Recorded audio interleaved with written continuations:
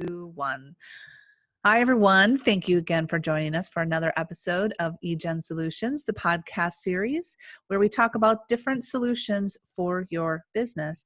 And today I'm really excited to have Scott Saldinger, and I'm like so pronouncing that the wrong way. Well done. Well done. Bravo. Bravo. Because I have an issue, as we all know. So I've known Scott for some time, and he has just a very diverse background and just amazing sales personality as well. And he's had 25 years of sales and marketing in broadcast and digital media and cybersecurity. And with that, he's also had a very successful photography career internationally, photographing bands in international concerts, and he will talk later and show you some of his work. It's stunning. So welcome, Scott. Thank you very much for joining us today. Thank you for having me. Yeah, we're going to talk a little bit about being different in your business. And before we get into that, though, Scott, I gave a little brief overview. Can you tell me a little bit more about your business and a little bit more of the details about what you do and have done? Sure. So, I've been a sales professional. Like I'm not a big believer in the word salesman, salesperson, a sales professional, because we practice to become better every day, and we have to be professional about it. So I kind of like that moniker a little bit better. Very true. Kind of takes off some of the negative connotations of someone who's in professional sales, because it's a profession like any other. But I've been doing that now probably the better part of over 25 years. I've been very fortunate along the way to have assembled a great group of mentors and thought leaders who have helped me improve in my career.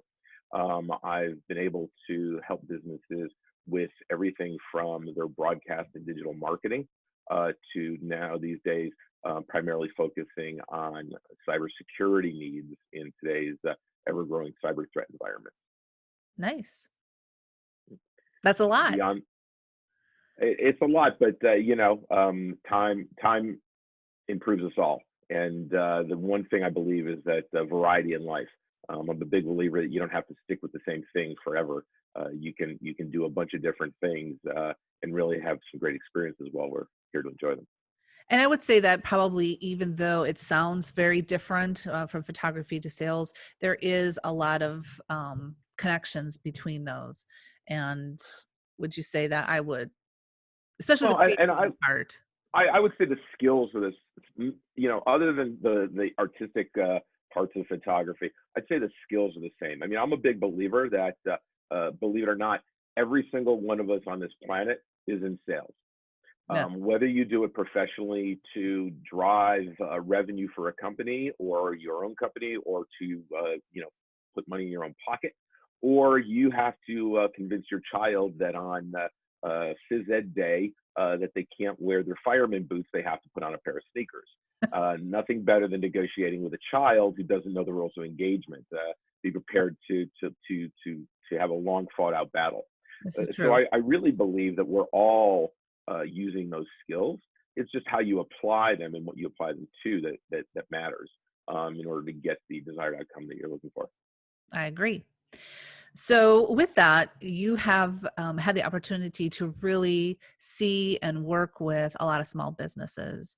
And I think that's what we want to talk about today, because I think your experience is very valuable to the listener as far as how to be different. Because I know you and I kind of talked about that. There's how many businesses out there like you? How do you separate yourself? And so I hope you can kind of give your expertise and what you've seen, and give a few tips for our listeners in how they can really make their business stand out. Yeah, certainly. So I'll start with a story from early on in my career. I was a professional news photographer who went into professional selling for a television station that had both broadcast commercials as well as at that point growing digital assets.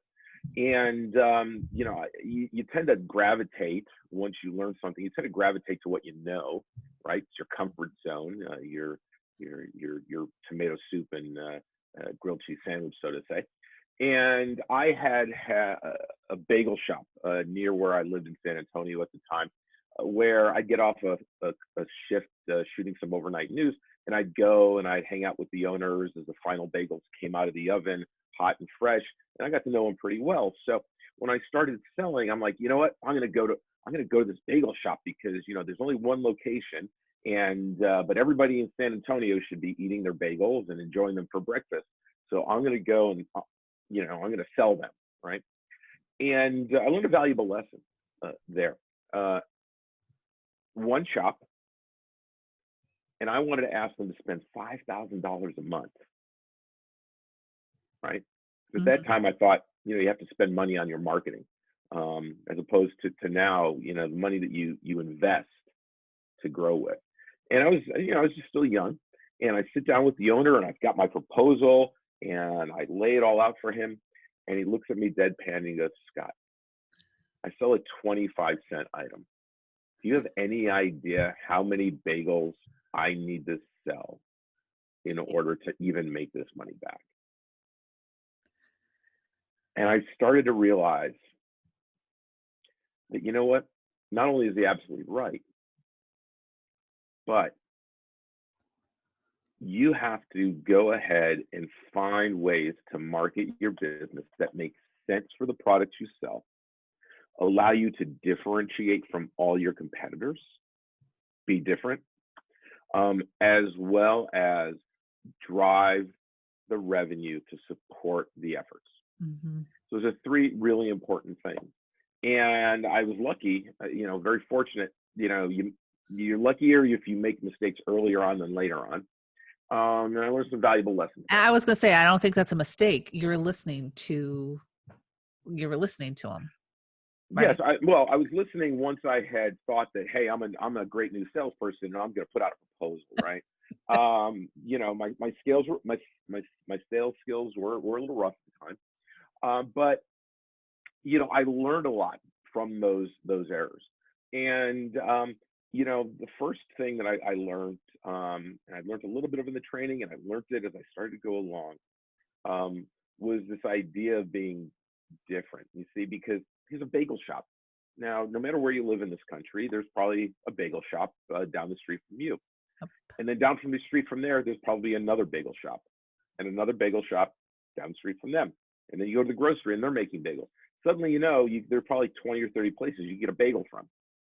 Or maybe you prefer ice cream for breakfast. I don't know. Or maybe you're a hamburger person.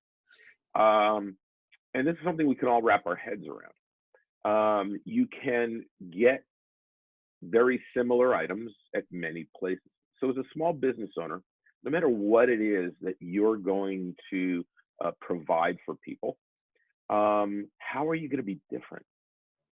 You see, and it's easy, or at least we perceive that it's easy to say, you know what, I'm going to put out a shingle. I'm going to hire some people, and all total collectively, we have 100 years experience between all of us, and we are going to take the market by storm. But Which it's I so much have to more than that. admit, we've talked before, I have done that. Yeah. You've got to go ahead and find those points of differentiation. And Right. a mentor of mine tells a great story that you've got to go out, and whether this is your personal brand or your business brand, you have to find a parade and lead it. I learned this from international best-selling author Jason Jennings. You've got to go out and be the drum major at the front of the marching band, Mhm. because unfortunately, other than your parents, nobody remembers the person playing third trombone. So you've got to go ahead and find those points of differentiation. And I used to talk to customers a lot about, okay, when we go ahead and are trying to find those points of differentiation, it's easy for people to say they've got X amount of experience amongst them and their coworkers or whoever they hire in their business. It's easy to go ahead and say we offer 35 flavors of ice cream, but we're trying to be something for everyone. Mhm. And you can't be something for everybody. You've got to have a niche. You've got to have a focus, right? Yep. And you've got to find that unique selling proposition. So one little trick I used to use with people, not so much a trick, but a little study was, let's find 5 things that make you unique and different than your competition. Okay. Go out, figure out who you're going to compete with, figure out what they're providing, and 5 things that you can go ahead and be different at. Chances are that those 5 things, you're going to narrow those down. You're going to find out that as you come up with them, you will realize there's probably 3 things, because we can't be great at everything. We So you want to, find but you're right. we want to. It's a desire, right? We would love to be great at everything. Unfortunately, I would love to be a professional basketball player and pitch in the World Series. It's just not my skill set. So go out and figure out, and it's not easy. Don't do it in a vacuum or a bubble. Ask your employees, ask your business partners, ask people, say, hey, I'm going to open this business and we're going to provide this. And what are some things that you've never seen provided before by a business like this? If you could have your perfect business like this, what are some of the things that they would offer that would endear you not only to buy once, but also to come back again? And then you take those things and you use them to craft, number one, your brand image. Who are you going to be to people? What's the messaging you're going to use that's going to differentiate yourself from other people? And then how are you going to convey that message to people? They seem simple, but I'd probably say 8 out of 10 times, most businesses get it wrong. Yeah. Well, define getting it wrong, please. Well, yeah, get it wrong in that they don't invest enough time and energy in doing that. Okay. And finding the answer. Finding out those answers, and then crafting the right means by which to get that, what the message will be and convey it and get it out. And then they go and make investments in different media and marketing they go ahead and don't get the benefit of it. They don't get the results they want. And then they throw their hands in the air and they go, well, marketing doesn't work. Yes. Most marketing doesn't work, not because you made investments in getting a message out. It's that message didn't connect with your potential buyer. Yes. So if your message isn't connecting with someone, they're not going to come through your door, pick up the phone and call you, look for your website. And it's not the fault of the marketplace. You have to be responsible for what it is that you are trying to go ahead and convey out to them. Yep. So those steps that I talked about really help define it. They will evolve over time. But if you don't lay that foundation to begin with, you're going to be in a position where, and it doesn't matter if you're buying Facebook ads, whether you're buying ad network ads on multiple websites, even if you're doing some video, whether it be on broadcast TV or you're serving it up now so that it's playing on an ad network that's received by anyone that has maybe a Roku television on their ad network. It doesn't matter so much where you're putting it. That's secondary to what are you saying and how are they going to receive it. I have experienced that a lot of people are rightfully proud when they're starting a business, but sometimes that pride can turn into a little bit of an arrogance. I know everything about this business. I'm going to go ahead and in a bubble, right? In a bubble, I know what this is. I know I like it. Somebody else is going to buy it. I'm going to put this message together. I'm going to send it out there. Yeah, I would say you speak of it as a bubble because everyone is working so hard at their business. It's hard, and they've gotten to where they've gotten on their own terms. And so it is hard for someone to have an open mind. Yeah, you've got to get outside of your own head. Yeah. Feedback is so important. I mean, you do some advertising for your customers. You do A/B testing. A/B testing, messaging testing. It's so important because you're not always going to hit people with the right message in the right place at the right time. So, but you can't create that message until you truly know What is what is different about you? You know, a, uh, an injury attorney. Every injury attorney out there can go ahead and try a case. They can get you a settlement. But what's making them different from one another? What is making you different, your ice cream shop different than the ice cream shop down the street that has flavors of ice cream? You Mhm. know, are you catering to the lactose intolerant crowd? Are you catering to those people who like gourmet ice cream as opposed to, well, they just have soft serve down the street, right? And Right. you've got it. And I'm simplifying this, right? But these are questions you have to ask.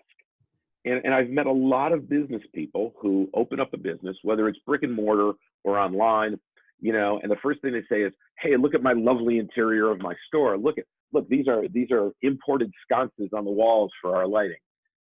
They've spent a lot of money on those things. You know, I like to call them window dressing. But then Uh-huh. we start talking about their messaging, and they're like, "Oh well, I don't want to spend a lot of money on marketing. Marketing's so expensive."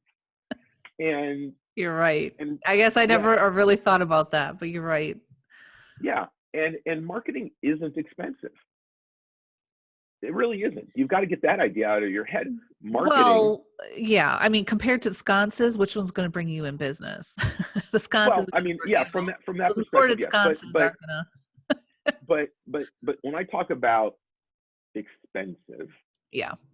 I'm talking about stop looking at marketing as just an expense. Mhm. Here's why. If you invest your money in the stock market, you expect a return on your investment. If you invest your money in a bank, although banks don't pay great interest, you expect some sort of return on your money. You need to look at the dollars and cents that you put into, and this is every dollar and cent, into your marketing as an investment.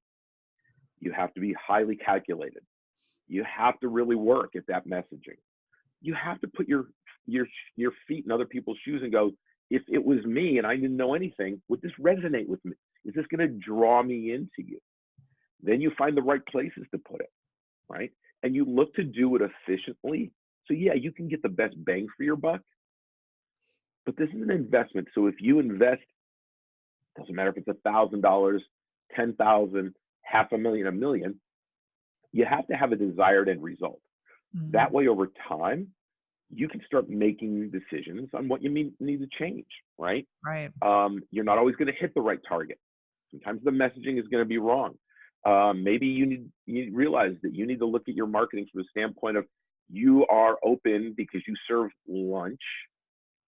You've got to be really hammer away at it in the morning when people are making their lunch decisions for that day. But do you really need to be having your marketing at midnight when people are thinking about breakfast?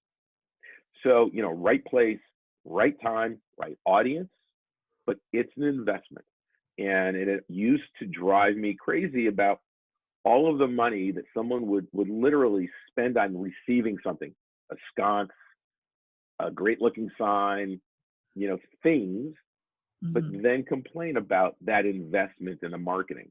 Mhm. Um, because when you take it out of the mindset of an expense versus an investment, it takes on different meaning. People hate to just spend money. I'm throwing money away. Well, when I'm investing money, I have a set of expectations and a reality to go ahead and get something in return for that.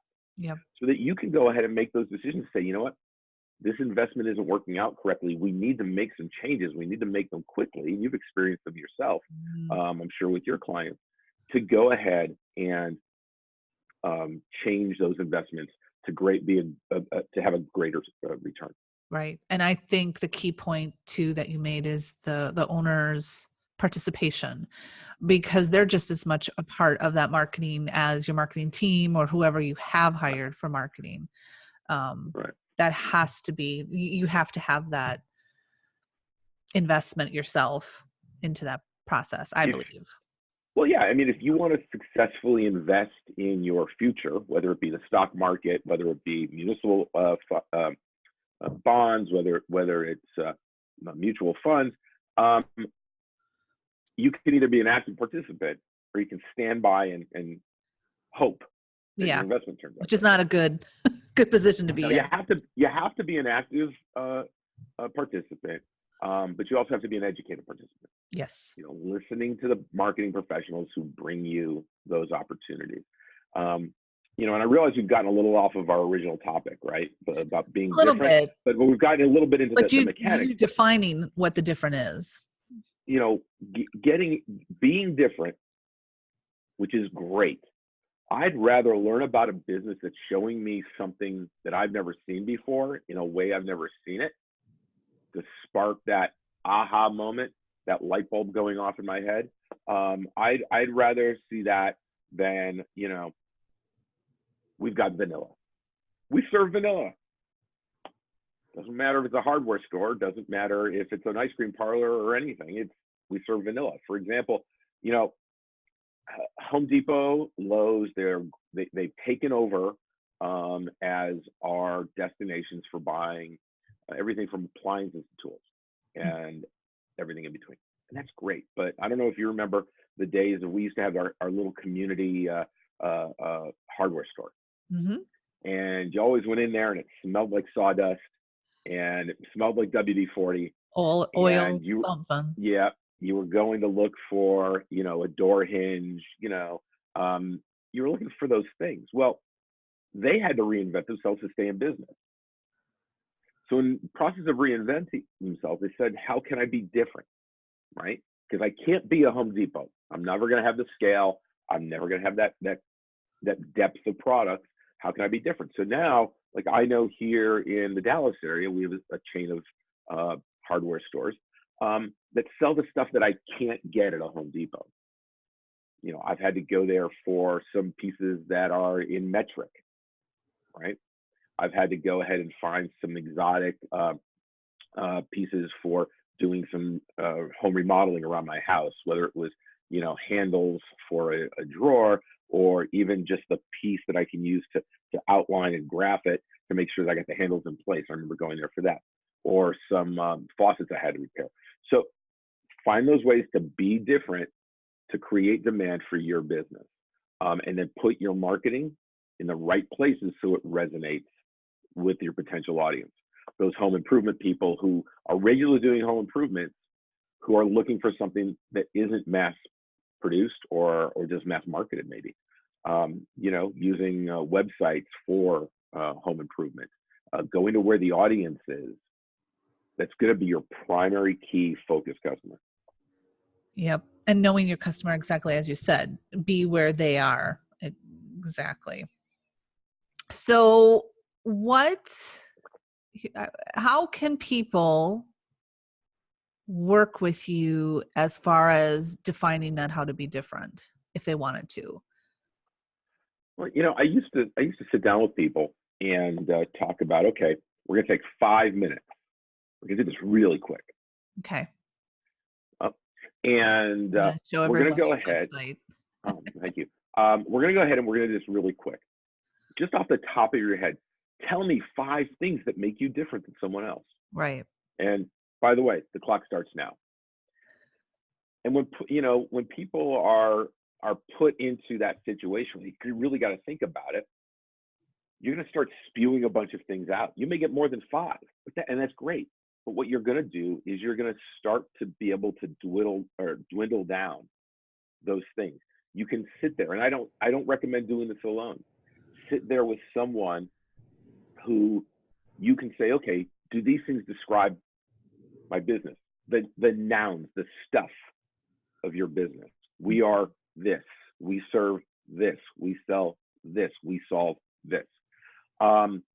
And those are the foundations. Start putting together that brand as well as the messaging, because everything else are verbs and adjectives, right? The verb is come to me.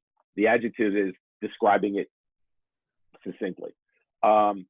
So really that exercise and is something that you can do to go ahead and start with that foundation. Right. Because you can either go ahead and take that to start building out your marketing yourself or working with someone else to do it. I mean, that's kind of, when I work with people, it's one of the very first things that we do. We really start to sit down and find out what's different.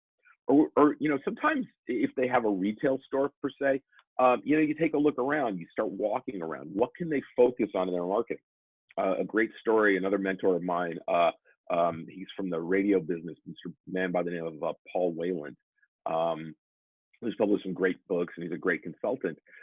He tells a story about a bedding store that he went to, and their marketing wasn't working for them. They sell beds, and nowadays, let's be honest, we're inundated with everything from infomercials to commercials on everywhere you look for someone selling a bed, whether it's a Tempur-Pedic, a sleep, a Or bed that purple folds you or up, whatever. yeah, purple, beds are everywhere. So he goes into this store, and the store owner is talking about how his marketing is not working. And Paul notices that they have these stacks of these foam pillows that go on your bed. And he's like, well, why don't we focus on the pillows? No one else is talking about the pillows.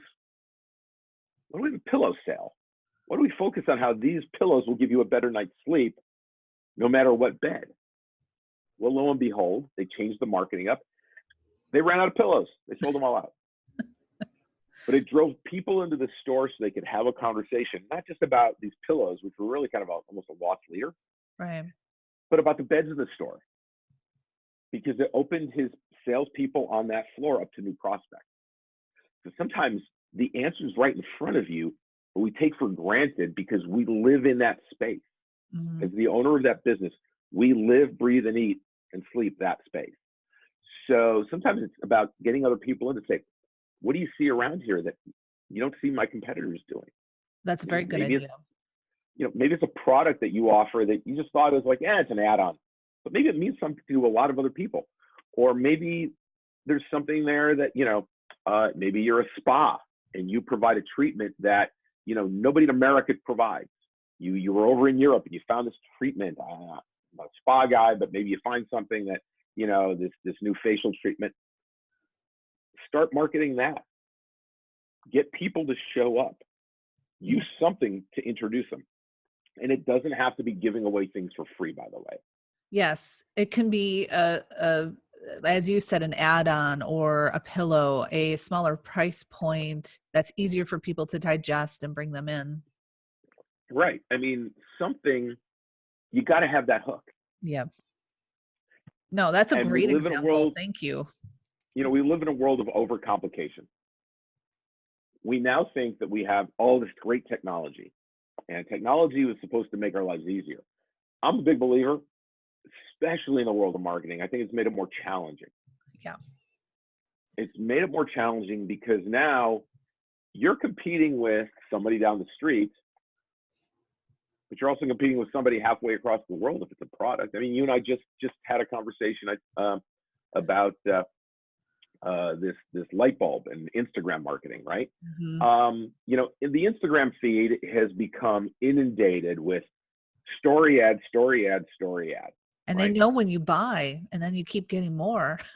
They know when you buy. They know, like, I'm famous for, okay, I see an ad and you can't. I don't know why you can't, but you can't, go to a link in a web browser so I can pick that browser up on another device. But on my phone, I can save it to a note. So I have all these notes of these products.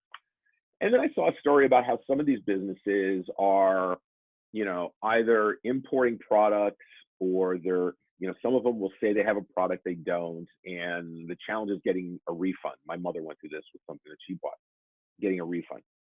So I'm like, well, wait a minute. They can't be the only person in the world who has this. Lo and behold, I went to the one name where we think we can find anything and everything online. I went to Amazon, and there it is. But there's not one of these lights. There's 30 of them, coming in different wattages and coming in different styles and different prices. And instead of buying from a vendor that I don't know or trust, or I don't have a trust because I haven't bought from them before, I went ahead and I ordered it, and it was here yesterday, and it was exactly what I wanted, and it's now up in my garage, and I've moved on. Yeah. Well, you So went to Amazon, and Amazon also made it easy. So not only did you have a lot of choices, you were trusting of Amazon, and they made it easy. exactly. Yeah. So you have to ask yourself, can I sell something that you can't get anywhere else? And if so, can I make it easy for people to purchase it? Are they going to get what I promised? Is this something that will uniquely differentiate me from another business around the world? So the technology has actually made the process of marketing more complicated. It's kind of made the process of purchasing a little more complicated, because we now went from, our one choice used to be the hardware store in our neighborhood. Now the choice is the hardware store in our neighborhood. I can purchase from Home Depot or Lowe's. I can go to Amazon, which I've bought products that I couldn't find in either of those stores. You know, if you're dealing with your sprinkler system or anything with water, trying to find a petcock to put on a valve could be challenging. They didn't even have it at the plumbing store. You can go just about anywhere. Yeah. So you've got to really think, how am I going to go ahead and be that one place, or one of a few places, 2, 3, 4, 5, and get that message out there? And it's not easy. And people have a lot of choice. They have a lot of places they can go. You can invest a lot of money and spread it all over the place. I can tell you another story about marketing here in a second, about how to waste your marketing dollars. We don't want to talk about that. I didn't think you would. Or we can No, talk but I about was how going to you say, focus. in going back, you mentioned how to, you know, there's so many choices, but that trust factor is also there too, right? So Absolutely. you have to consider that. And that is actually part of social media, because those reviews, those things that people are talking about your business, things that you're showing that your business can do, the products, you know, all of that builds in. And I can tell you, I've even had people say, you know, well, I've never seen something come directly, or I don't get my business from online. Well, it's because you haven't put yourself online. How many people are you missing because you're not there? So, you know, there's so many, you're right. It's complicated, but at the same time, I feel like it's very easy, because it's just being more transparent with your business a little bit. Being You know? transparent, being in the right place at the right Yeah. time to Making fulfill a sure you're need. in the right place at the right time for them. Yes. Yeah, absolutely. I mean, I bought a product for my niece. I bought her a blanket online. I thought it was kind of funny and cute, and it was for her birthday. And I ordered it 3 months in advance. And a month goes by and it didn't arrive. Second month goes by and it didn't arrive. Now I'm sending emails. Oh, quality control. We just got the first one off the line and we didn't like it. Did they Missed her escalate birthday it? by a month. I'm sorry. Did they escalate it? Sorry. That's a new phrase. I'm Well, going to escalate this. it took 5 months to get this product to her. No, that And long? now, yes, and now you can find them all over the place. Yeah. So will I That's ever buy from them again? Did I have to threaten them? It made the buying experience awful. So you've got to, if you're going to say you're going to do something, you darn well better be able to deliver yeah. on it.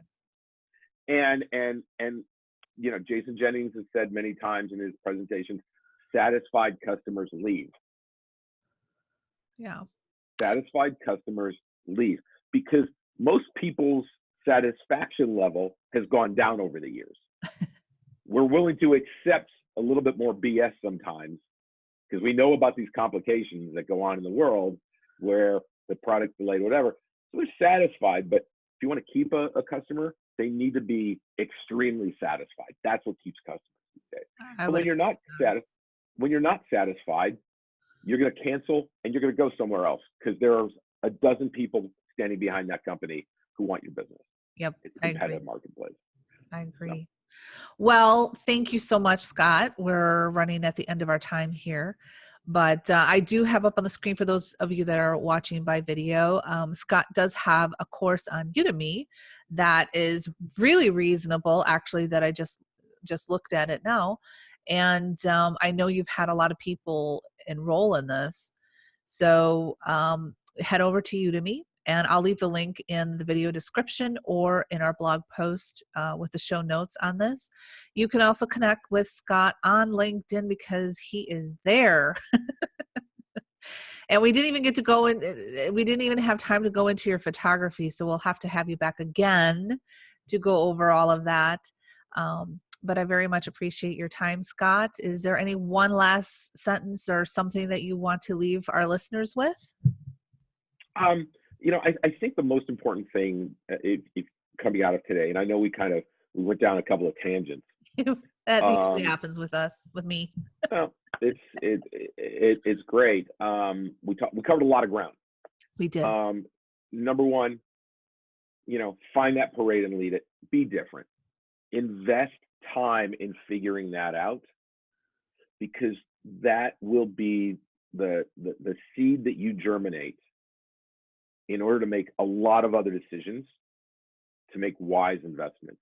The more time that you invest on the front end, the greater results you'll see down the road. So I think that's the most important thing is we can say we can be different, but you have to really put the thought and effort behind it and then stand by it. So I think that's the best little bit I can give you today. No, that's great. I appreciate it. And I look forward to having you back again. Thank you so much, Scott. And for Thank you those for of having me. you, for those of you that are still watching, please subscribe to our YouTube channel. Just click the subscribe button and the little bell, and you'll always get notified of new uploads on the podcast, as well as tutorials and how-tos for your social media and your business. Thank you so much and have a great day.